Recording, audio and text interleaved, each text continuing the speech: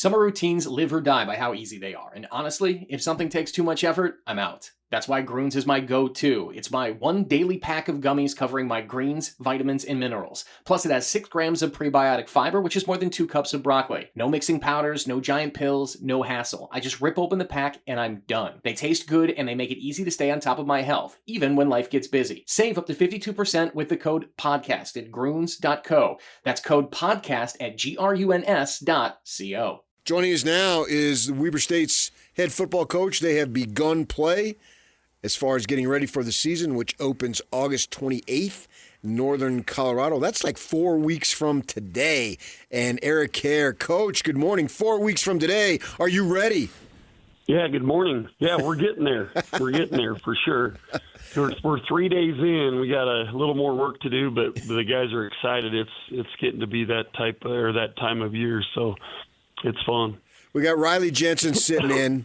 And before we get into your team, because DJ's off today, Riley, he was going glory days the other day. He's telling us about when you were first over there at corner, you're getting the program going, and he had some tackle-eligible play. No, and he wasn't there. Got you. Oh, he wasn't even there yet. No, oh, well, that's why, because Kjar wasn't there. No, he would have come back and kicked your butt. I never beat Eric. He did come back. We had a game his first year. That'll PK. What's that? I said I was telling PK that away. Yeah. Dude, listen, Eric, don't side with PK. I'm so sideways with him right now, I can't even see straight. This guy's killing me. Shoot. This guy's killing me. He usually like that, I think. I think that's kind of what he usually rolls with. I think that's the norm with PK. Oh, I think so. He came in here and he knows me. Hey, Coach, if you pet a snake and the snake bites you, whose fault is it? That's right. You knew that what I was when you picked me up. When you picked me up. PK's the snake. Yeah, exactly. I prefer to call him Scar, Lion King reference, but, same thing. Yeah. Same thing. Yeah, same thing, no doubt. No, I never beat Eric. The first time that I got to compete against Eric was his first year at Corner King. We had him on the ropes. I thought we had him. They came back with Zach Wilson. They beat us. Huge comeback. He's just like Michael Jordan. He lets you think you can win. Just typical Eric Kjar. He goes in, makes a halftime adjustment. Yeah, we're gonna win. Nice job, Riley. Nice try. Thanks for playing. Yeah, it was those were good battles. Especially, I think we had 2 of them, and then I think we stopped playing, and I think you might even left. I had left. Yeah. Yeah, it was fun. Hey, you were a pedestrian 181 and 39 at Corner Canyon. Oh yeah. I think that's some of I think that's some of the Jordan. Years too. That's the Jordan right. stuff. That was like I think 20, it was like 110 and 10 at corner. That was like 29 of the losses. And most of the losses were from out of state. Those academy type programs, if I remember. Right. Yeah. No, but what I wanted were always good for us to play. What I wanted to ask you in all seriousness, Eric, is, and I was joking about pedestrian, is that you've built a winning culture at Jordan High School. Clearly, what you did at Corner Canyon High School is unbelievable. Now that you've had a little bit of time at Weber State, what do you think is a common denominator about building a winning culture that you found translates directly to the college level? I think a lot of it is like how your day-to-day interactions with your team from a staff, but also them with each other too, and what that looks like as far as pushing each other, holding each other accountable, but also loving each other up in all the different facets of football. Weight room wise, that happens quite a bit out on the field, but also just in general, like when we get opportunities to learn more about each other and kind of learn about each other's backgrounds, and then also, show that we care about each other besides just as football players or coaches. I think that's kind of what you are looking for. And we try to have a lot of fun too. I think a lot of time you got to enjoy this process. Gets pretty tough and long, and there's a lot of grind into it, as you guys know. You have to enjoy it, and you got to create an environment where they like showing up to work hard and be a part of that grind. How do you blend? I think you got like almost 70 new players on the roster from even you got I don't know how many you would know from where you were to spring to now. How do you get everybody to come together like that? Yeah, I mean, I think that's a lot of it, just trying to be around them as much as we can. I think we've done a good job of really participating and being around our players as much as you can, through like some of the strength conditioning stuff and being able to generate some commonality there with them. But also it's kind of nice that they are all new. It's kind of a blank slate. You kind of get to introduce your culture, what you're like, who you are, and what you expect of them.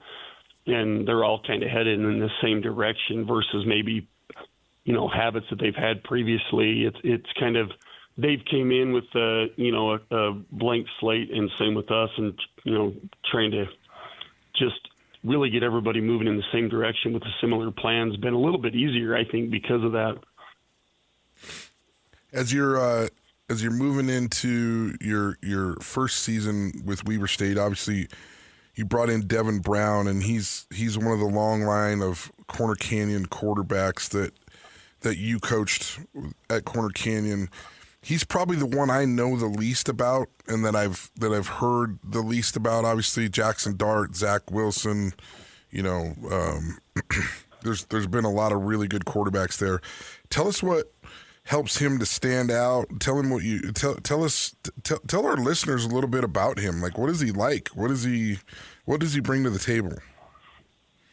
He does a good job of like taking a business-like approach to that position, and he has a lot of fun. Like he's messing with our guys. Like he told Tate, one of our receivers, who's my son, that he looks like a Pez dispenser with his helmet on yesterday, which was pretty funny. I know you like that one. And his helmet's all big. It was funny. I was dying. But just stuff like, he's good with that stuff too, like just being one of the guys also and blending in with them. But also when he goes into meetings and all that kind of stuff, he's all business and he's a high achiever. He holds himself to a high standard, as most quarterbacks do, and sometimes that can be his own worst enemy. It's a good thing too, but sometimes just getting him to relax and play and not be too tough on himself with some of the things that we're doing. He's extremely gifted, especially arm talent wise. He's got a super strong arm, can make all the throws, and has played at a high level at different places. So he brings that experience into it as well. Weber State coach Eric Kjar. Weber State coach Eric Kjar joining us. So he's a fifth-year senior, I believe, if I remember correctly, just doing the math. And then you got somebody like on the back end, on defense, Trevian Tribble, who's also a fifth-year senior. Are those some of the guys that you're looking forward to develop leadership? Because we know how important team-led leadership teams are. Yeah, for sure. Trib's done a great job this offseason.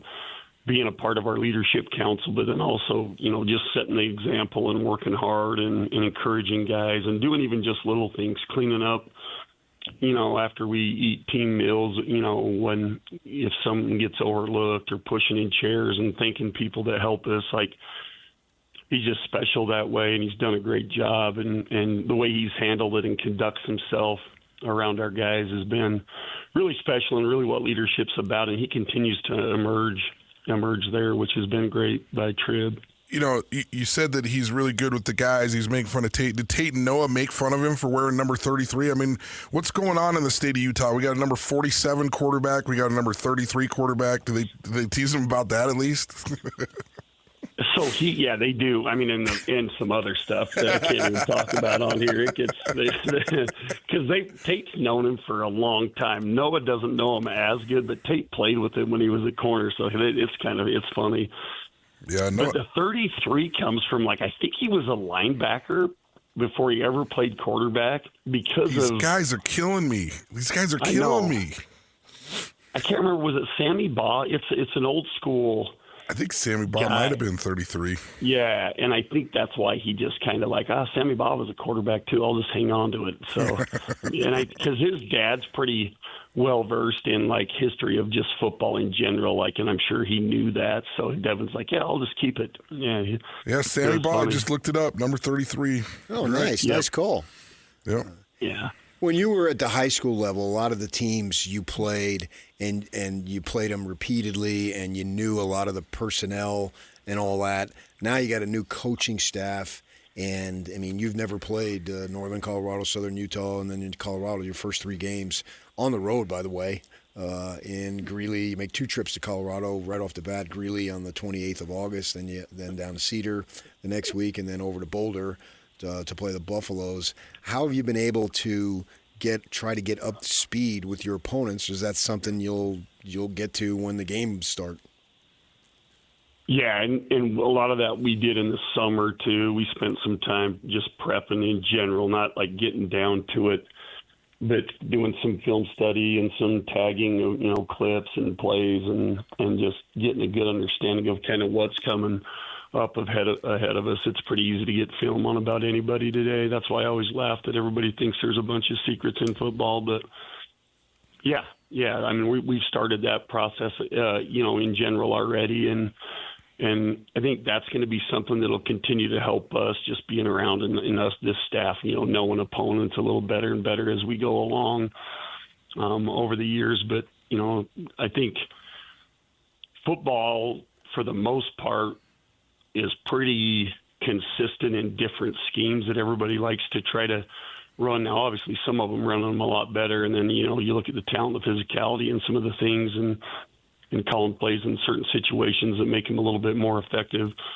factors into that. I think that's going to be something that we'll have to get more of a feel for, but it's exciting. That part's kind of the fun part of football, I think, too. I would say Riley would kind of say the same thing, too. The game planning prior to and going into stuff and get an idea of what you're going to do and how you're going to attack is a really fun part of football. Well, I think that's what separates you from all the other good coaches that I know is just the play calling, and I don't think people understand what an art it is and how good you were at the timeliness of your calls. It's not always about what plays you have. It's like when you call them. If you could outline just one thing that was the most surprising about like coaching college football so far, and then the one thing that surprised you the most about Weber State. Oh man, that's a good one. Probably the biggest surprise so far has been the recruiting aspect and like just how it's a challenge in general. And I think it's gotten obviously a little bit tougher over the years now with some NIL and rev share and that kind of stuff, and really kind of what kids are about, what's important to them, and trying to find that and find guys that's going to match up with what you want in your program. I would say that's probably been the biggest thing so far. And then what was the other one? I'm trying to remember. The biggest surprise about Weber. About Weber State itself. Yeah, the thing I love about Weber is just, I think the community up here in general, not only just on campus with the, professors and administrators and staff, they're just awesome and welcoming and super kind. And that's maybe because I haven't, coached any games yet and lost games or anything yet. So maybe that's a little bit why they're kind of nice. But even the community up here in Ogden has been great, super welcoming and just all about trying to help and get things going in the right direction. It's been pretty amazing and great support up here all the way across the board. So that's been really, really, refreshing to come in and have that environment. Weber State coach Eric Kjar joining us for a few more minutes. I sat in the stands for so many of your games over the last decade. And you were like yelling stuff out. I've heard some of those before. They're like, you should have heard what PK was saying up in the stands about this you guy, while you were coaching. Unhinged. It's unbelievable. Scar's a good nickname for him. I'd always try to guess your play calls, particularly in the second half, and Riley spoke to that.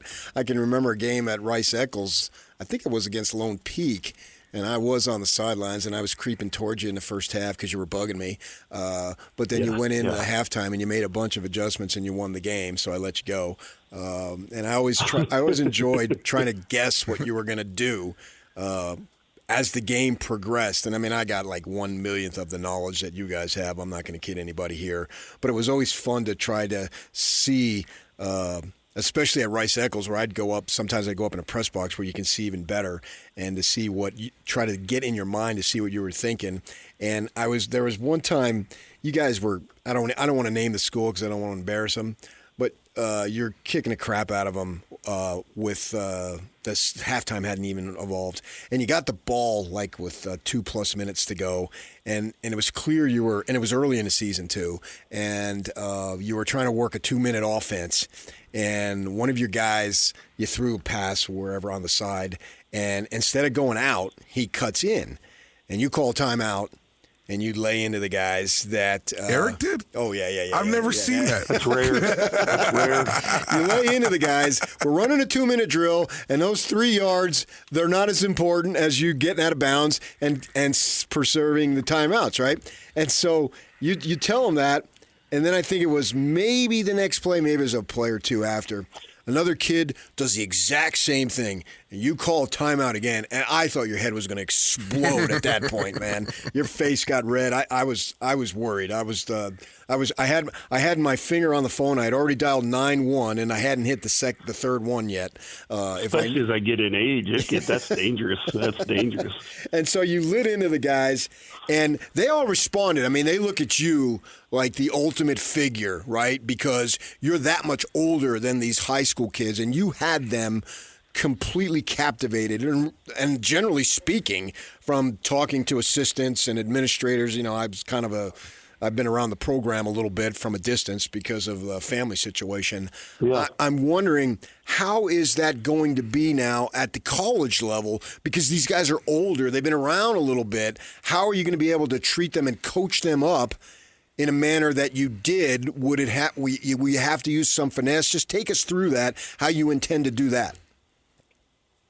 I think a lot of it is just being yourself sometimes too. And I think, handling that, and I've been told by players that I've gotten softer as I've gotten older. I don't see it quite as much that I have, but like I'll have former players come back and they're like, man, if I would have done that, like they're just like, and that's not even up here. That was like at Corner Canyon. But I think there always is like a standard that you want to approach of what you expect with your players. And sometimes I think holding them to that can look a little bit differently, for one situation versus another. And I'm not saying even the player, but like, having them understanding that and making sure you reinforce that, continually without missing those opportunities, I think is really what matters. And we'll continue to do that here.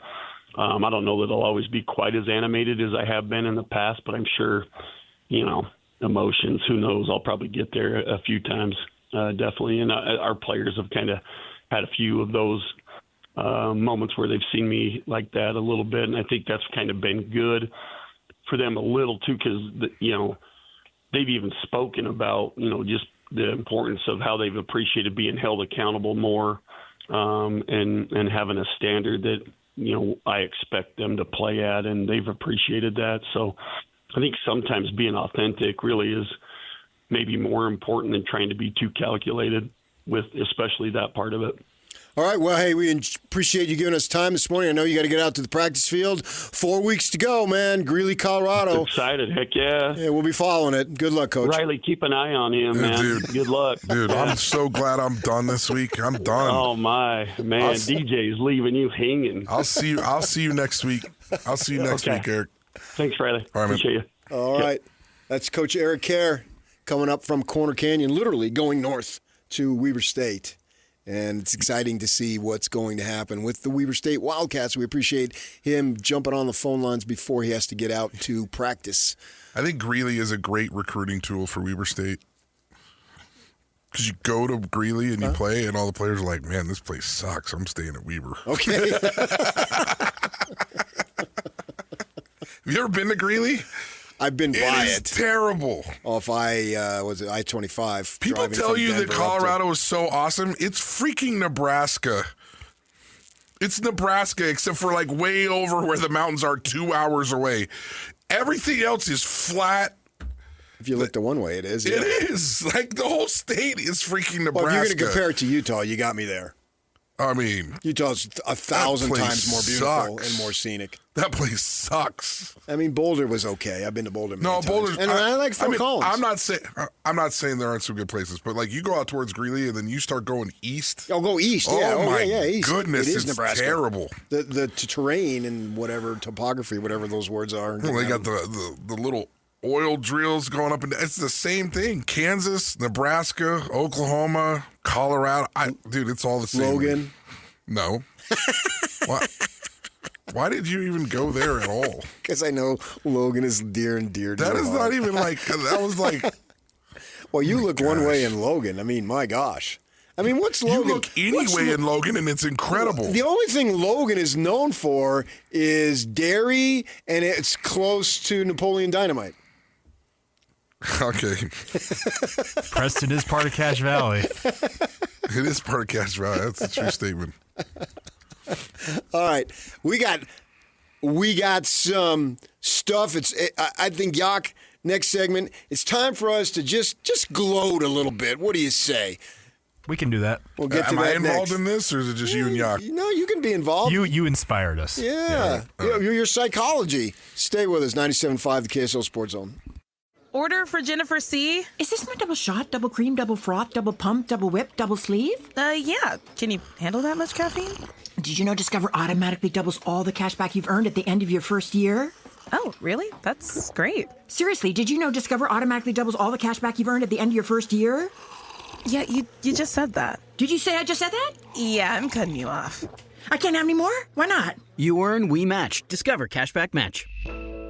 See terms at discover.com/creditcard. Mom, can you tell me a story? Sure. Once upon a time, a mom needed a new car. Was she brave? She was tired, mostly. But she went to Carvana.com and found a great car at a great price. No secret treasure map required. Did you have to fight a dragon? Nope, she bought it 100% online. From her bed, actually. Was it scary? Honey, it was as unscary as car buying could be. Did the car have a sunroof? It did, actually. Okay, good story. Car buying you'll want to tell stories about. Buy your car today on Carvana. Delivery fees may apply.